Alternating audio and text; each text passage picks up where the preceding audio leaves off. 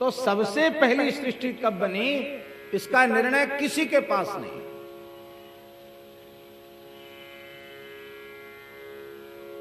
सृष्टि अनादि है।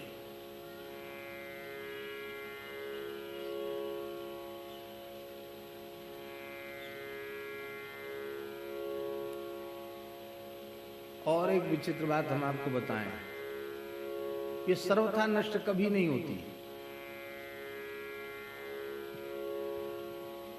शास्त्री जी, बड़ी सूक्ष्म बात है। आप कहेंगे कि महाप्रलय काल में तो सब नष्ट हो जाता है।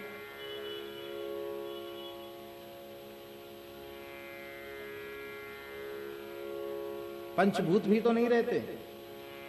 जो नैमित्तिक प्रलय होता है, महाप्रलय, उसमें पंचभूत भी नहीं रहते। तो आप तो कहेंगे सब नष्ट हो जाता है। और भगवान कह भी रहे हैं, अहमेवासमेवाग्रे नान्यत्यत सत्सत परम पश्चादहम यदे तच्च योव शिष्येत सोस्म्य हम।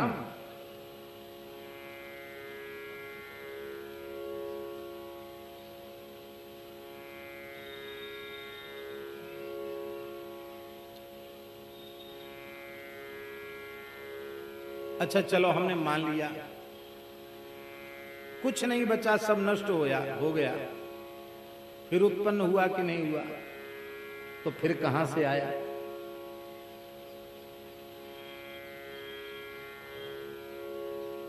तो महाप्रलय की जो प्रक्रिया है वो इस प्रकार की है, मोटे तौर पर हम कहें, क्योंकि ज्यादा विस्तार करने से फिर कथा कमती हो जाएगी और विषय भी हो सकता थोड़ा क्लिष्ट हो जाए, तो आप लोगों को थोड़ा भारी पड़े।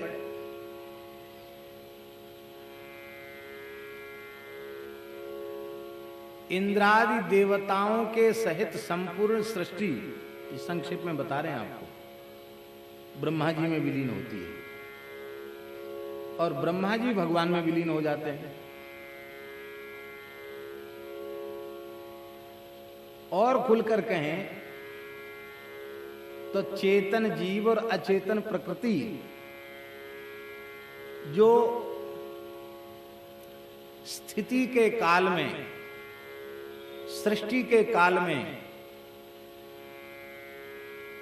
प्रत्यक्ष अनुभूति का विषय बन पा रहे हैं, दिखाई पड़ रहे हैं, वे महाप्रलय काल में भगवान में विलीन हो जाते हैं। अति सूक्ष्म होने के कारण उनकी अलग सत्ता की अनुभूति नहीं होती है, फिर भी संपूर्ण प्रकृति और जीव भगवान में रहते हैं। तो भगवान में रहकर भी उनकी सत्ता बनी रहती है और केवल भगवान में ही नहीं रहते हैं।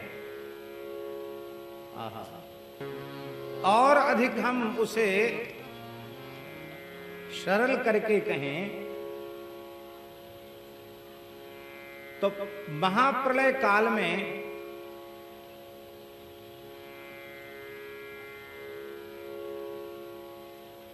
सूक्ष्म चिद विशिष्ट ब्रह्म होता है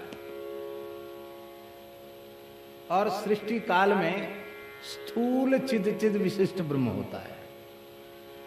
सूक्ष्म जीव और प्रकृति ये दोनों भगवान में प्रतिष्ठित हो जाते हैं। भगवान में प्रतिष्ठित है ही हैं, पर वो भगवान में विलीन होने से उनकी पृथक सत्ता की अनुभूति नहीं होती।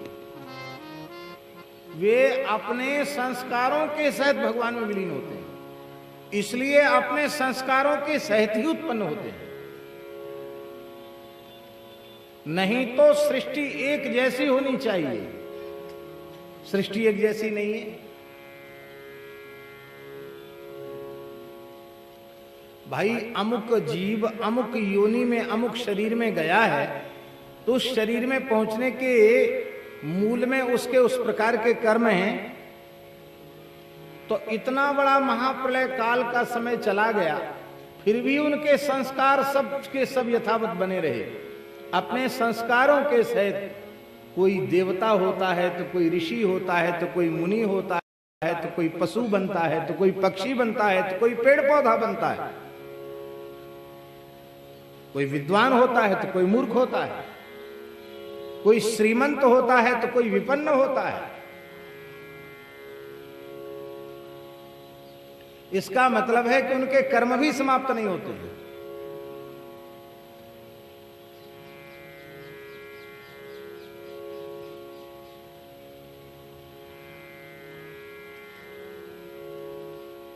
योगियों को, योगी का मतलब वस्तुतः योगी, केवल आंख मूंद के फोटो खिंचाने वाले नहीं।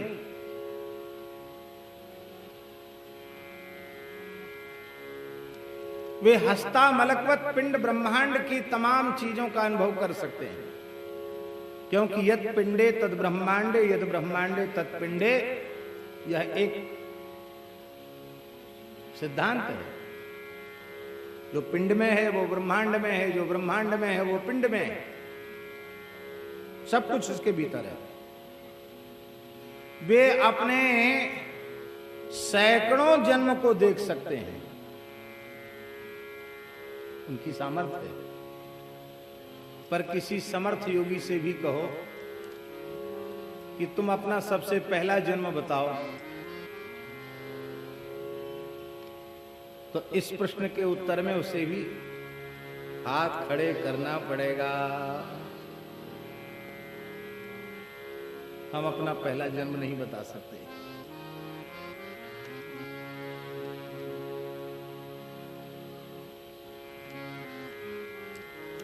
जब से सृष्टि की प्रक्रिया चल रही है, तभी से हम बार बार पैदा हो रहे हैं, बार बार मर रहे हैं।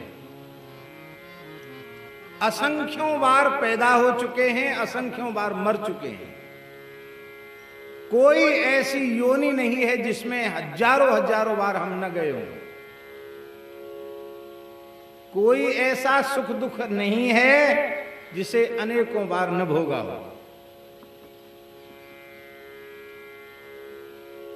हम कृतार्थ नहीं हो पाए, हम कृतकृत्य नहीं हो पाए, हम धन्य नहीं हो पाए, क्योंकि यदि हम कृतार्थ हो गए होते, कृतकृत्य हो गए होते, धन्य हो गए होते, तो यह जन्म ही हमारा नहीं होता। हमारा यह जन्म प्रमाणित कर रहा है कि प्रत्येक जन्म में कोई न कोई चूक तुमसे बनती चली गई।